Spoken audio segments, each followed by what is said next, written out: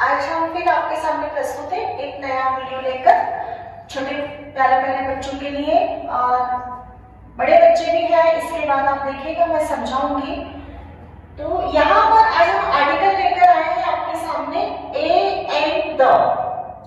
यहाँ आपको बच्चों को, छोटे बच्चों को आपको समझाना है कि ए और एन, इनका अर्थ होता है एक। ए मतलब ए, एन मतलब भी एक। लेकिन ए का जो हम यूज करेंगे, उपयोग करेंगे, तो ए का उपयोग हम करते हैं कॉन्सोनेंट के साथ और एन का उपयोग करते हैं हम वोवेल्स के साथ। जैसा कि आप जानते हैं कि 5 vowels in English, A E I O U, 5 vowels मतलब 5 स्वर होते हैं इंग्लिश में। जो spelling A E I O you से शुरू होती है, उनके आगे हम लगाते हैं एन। लेकिन उसके साथ ही बड़े बच्चे ने इस चीज को समझे कि जैसे यूनिवर्सिटी, ये शब्द, तो ये नहीं कि इसके आगे आपको एन लगाना है। उससे आप हिंदी में लिखकर देखिए कि वास्तविक वो वोवेल्स के साथ शुरू हो रहा है। जैसे यूनिवर्सिटी अपन लिखते हैं तो वहां पर य मतलब वाई, तो वहां आप एन नहीं लगा सकते हैं। ये चीज आप लिखेंगे, समझेंगे, आपको अच्छे से आएगा समझ में। और इसके बाद में आपको समझाऊंगी बड़े बच्चों को भी। ये छोटे बच्चे आप समझिए, आप वैसे भी 10th में यूज ऑफ ए द का फिलिंग द ब्लैंक्स आते हैं यहाँ पर, तो आप समझिए। अब जैसे यहाँ पर बेट, बॉल, मैंगो, ये कॉन्सोनेंट है। अब कॉन्सोनेंट के साथ जैसा मैंने आपको बताया है कि कॉन्सोनेंट है तो आपको ए लगाना है। जैसे a bat, a bet, a ball, a mango. अब यहाँ ये स्पेलिंग शुरू होती है वोवेल्स से, जैसे ए E I O you, A I you. तो यहां पर हम लगाएंगे an, A an, an apple, an ice cream, an umbrella. इसका हिंदी में अनुवाद, जैसा मैं अपने हर वीडियो में आपको बताती हूँ कि हिंदी में अनुवाद बच्चों को जरूर बताइए। आप अपने मातृभाषा से रूबरू, आपको जब भी आप अंग्रेजी पढ़ाते हैं बच्चों को, तो सबसे पहले अपनी मातृभाषा की तालीम दीजिए और फिर आप पढ़ाइए, तो बच्चा बहुत अच्छे से समझेगा। अब यहाँ अ बेट मतलब एक बल्ला, इसका अर्थ होता है एक,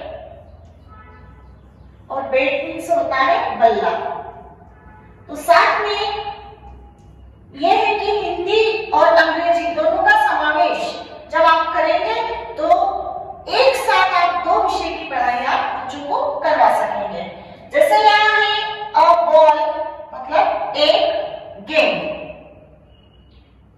फिर है अ मैंगो मतलब एक आम। जब हिंदी के आप शब्द लिखेंगे, बच्चों को आप बोलेंगे, तो यहाँ पर उनकी हिंदी में भी सुधार होगा और उनके अर्थ भी समझेंगे। हमें अर्थ भी समझाना है बच्चों को। मैं छोटी क्लास के बच्चों को, जब बहुत से इंग्लिश मीडियम के बच्चों को मैं जब पढ़ाती हूँ और बड़े बड़े स्कूलों से वो पढ़ते हैं, और मैं बच्चों को जब पूछती हूँ, क्योंकि बाल सुलभ मन है, और जब मैं उनसे पूछती हूँ बेटा बॉल मीन्स क्या होती है, तो बॉल मीन्स बॉल होती है मैडम। जब मैं समझाती हूँ बॉल मीन्स गेम, पूछते गेम, मैं कहती हूँ हिंदी में उसे गेम बोला जाता है। तो ये बच्चा नहीं समझ पाता, इस चीज को आप समझाइए उन्हें। फिर यहाँ पर है एन एप्पल, ए एन से भी एक से, एक से। तो ये बात आप समझाइएगा कि ए का जो अर्थ होता है वो भी एक है, एन वो भी एक है, लेकिन ए है किसके साथ लगता है? कॉन्सोनेंट के साथ, और ए लगेगा वोवेल्स के साथ। वोवेल्स जो spelling A E I O you से शुरू होती है उनके साथ। लेकिन बड़े बच्चे ये भी समझे कि जरूरी नहीं है कि यू की स्पेलिंग है और उसके साथ एन लगेगा, वो समझाऊंगी मैं आपको, उस चीज को आप समझिएगा। फिर एक आइसक्रीम मतलब एक आइसक्रीम मतलब आइसक्रीम। फिर है एक अम्ब्रेला, अम्ब्रेला मीन्स छाता, एक छाता। यहां अब हम आते हैं द पर। तो द किसी विशिष्ट नाम के आगे लगाया जाता है। कोई विशिष्ट, एक विशिष्ट पहचान है कि ये सूर्य है, ये चंद्रमा है, ये पृथ्वी है, तो ये विशिष्ट है, इनके साथ हम लगाते हैं द। तो यहां पर सन, तो यहां आएगा द सन। फिर है moon, the moon. Earth, the earth. फिर इसके साथ है कि ऐतिहासिक इमारतें जो होती हैं उनके आगे भी हम, क्योंकि विशिष्ट पहचान ये होती है ऐतिहासिक इमारतें, उसकी दूसरी प्रति नहीं होती, ये ध्यान रखेगा। जिसकी दूसरी कृति ना है वो विशिष्ट पहचान लिए हुए, उसके साथ हम द लगाएंगे। तो यहाँ पर जो भी ऐतिहासिक इमारतें हैं उनके आगे भी द लगेगा। जैसे ताजमहल है तो the Taj Mahal, Lal Qila the Red Fort. फिर है the sun, the moon, the earth. फिर यहाँ पर रिवर, तो द रिवर, रिवर मीन्स नदी। तो आप बच्चों को जब समझाएं इंग्लिश में, जब लिखे हुए हो तो उनका अर्थ भी आप बताएं कि सन मीन्स सूर्य है, मून मीन्स चंद्रमा है, और अर्थ मीन्स पृथ्वी है। तो ये वीडियो आपको कैसा लगा आप ये बताइएगा, और कुछ स्पेलिंग बड़े बच्चों के लिए है वो मैं आपको समझा रही हूँ। अब जैसे मैंने आपको बताया था कि हम जब स्पेलिंग यहाँ लिखते हैं तो उनका हिंदी में उच्चारण हम लिखें और उसको समझें कि किसके साथ एन लगेगा, किसके साथ ए लगेगा। अब देखिए यहाँ पर एच है, लेकिन अगर हम इसको स्पेलिंग लिखते हैं तो उसका जो पढ़ते हैं जब, तो यहाँ पर होगा और। तो यहाँ पर है एच, लेकिन यहाँ हिंदी में आ रहा है, इसलिए हम यहाँ पर एन लगाएंगे। स्वर है। फिर इसी तरह ऑनेस्ट,